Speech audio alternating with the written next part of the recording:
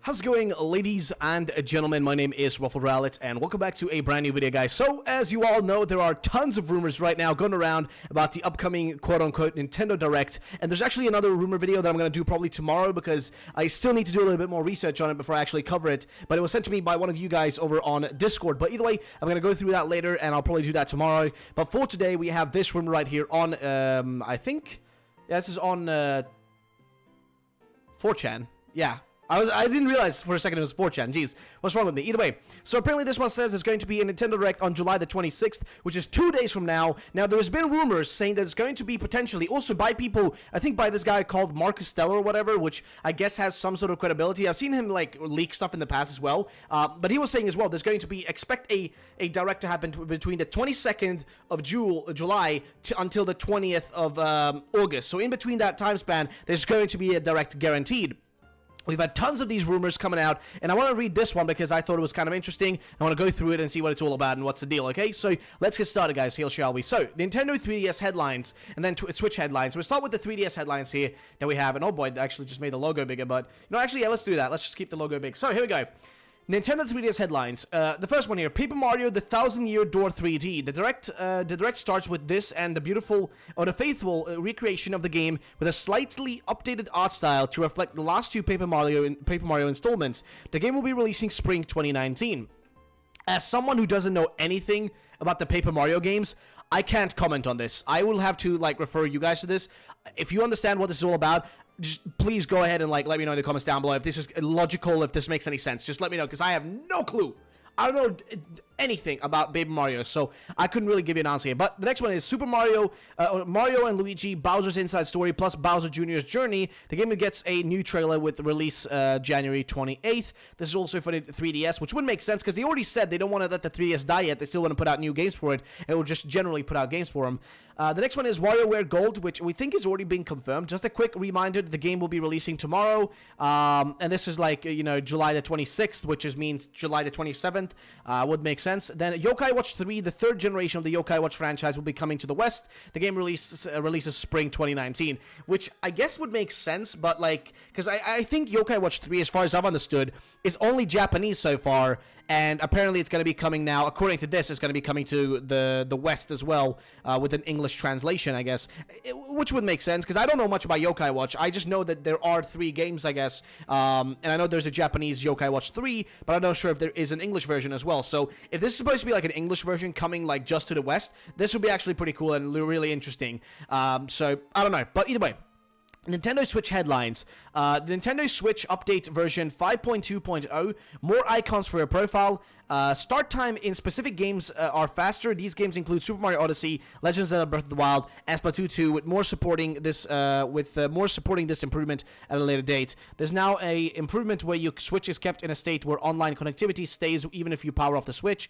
This will protect you from disconnecting from a match immediately after the match if your Switch is accidentally shut down during gameplay. Now, this would make sense because there is that new online feature coming soon, and this is kind of like an obvious thing, I feel like, where the connectivity should be kept there, so in case your Switch turns off or you accidentally turn it off, or, like, the power shuts down or whatever could possibly happen, you know, like, it would make sense if you had this sort of ability to still keep playing afterwards. So this would actually make sense. Now, as for making the startup time for games, like, faster, I'm not sure if that's really something you could do on a software level, but I think that's more to do on the like, hardware level here. And what I mean by that is, does that really have something to do with, like, you know, the games themselves? Like, are you making the games themselves, like, improved so they can run faster, just by removing aspects of them that, like, made them slow to begin with? Or what does this have to do? I'm really confused. I'm really, like, intrigued here, but they are mentioning 3 really big games, which are, like, the biggest games on the Switch, which are Super Mario Odyssey, Breath of the Wild, and Splatoon 2. So, fair enough then. I'll give them, you know, I'll give it the benefit of the doubt.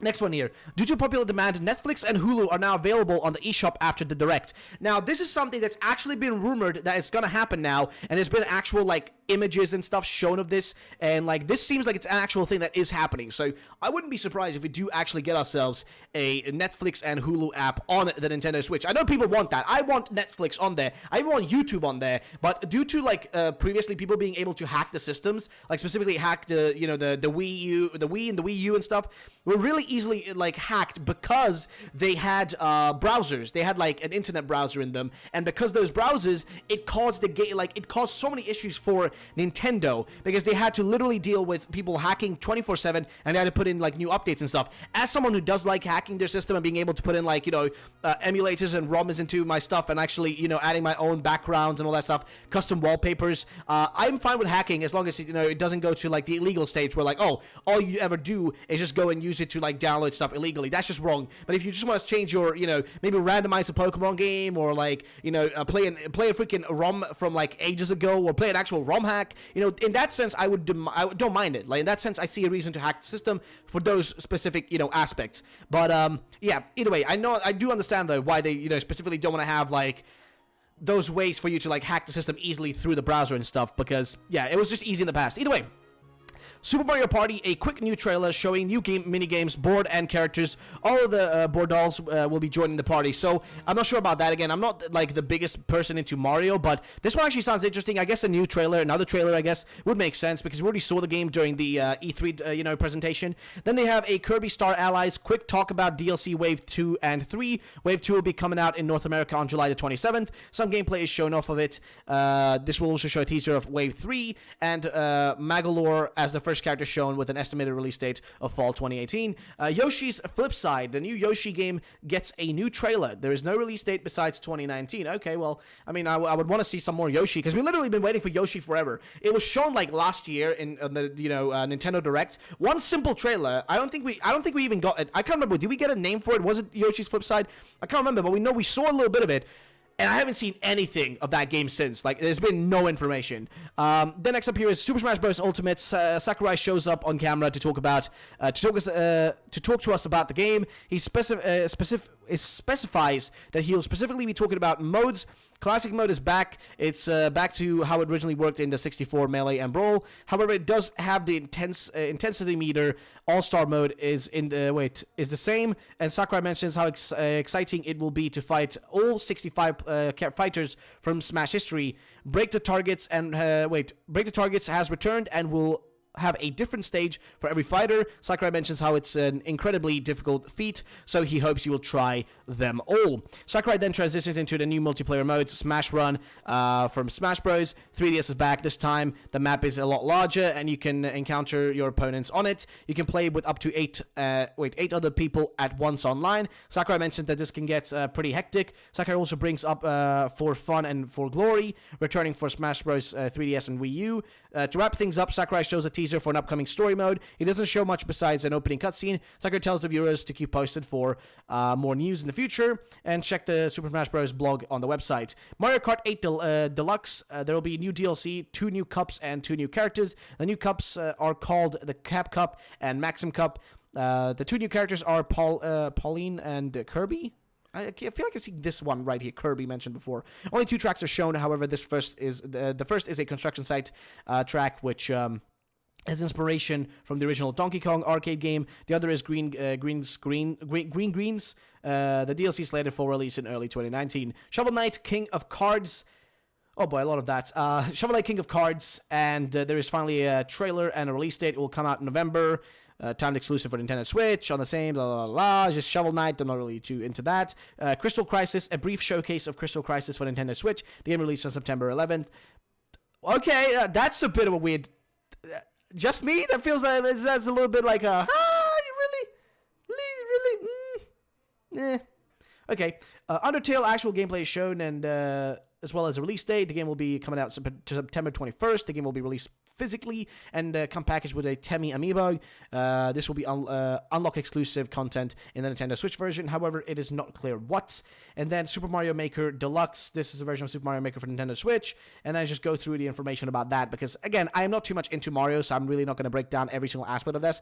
But in general terms, though, there isn't much about Pokemon here. There's no Pokemon relations here. So that kind of just proves to me that, I guess, if this one is real, considering it has a lot of, like, it seems like the most logical one I've seen so far, because we've already seen so much Pokemon-related stuff. We already had recently a trailer, just like, a few weeks ago, a week or two ago, right? We had a brand new trailer that showed off Misty and stuff. We saw Team Rocket. We saw Jesse and James and Meowth. We've seen so much of those games so far. I feel like they don't really have much else to show us. Like, if they were to show us, like, how Lavender Town looks like, how, freaking Cinnabar Island looks like, and all this stuff, if they were to show us every aspect of the whole game, there would be nothing for them to keep for the end. You know what I mean? Like when there's a few months before the release and they're gonna show, do one final trailer or whatever.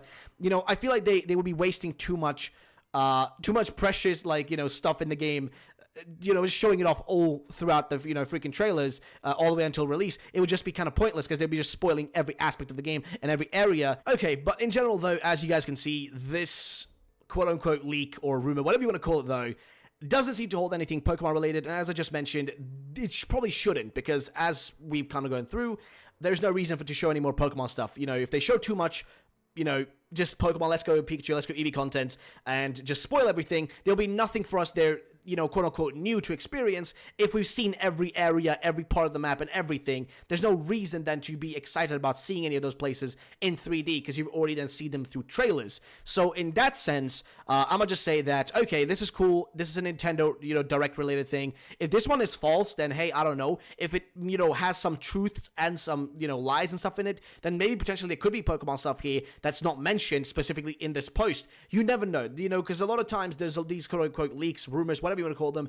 that tend to actually feature some fake and some real stuff kind of mixed together, so they can't be tracked, or the person who leaked it can't be tracked. So I don't know, guys, give me your thoughts in the comment section down below. Thank you so much for watching this video. I'll see you all the next time, guys. Have a great day, and bye-bye, ladies and gentlemen.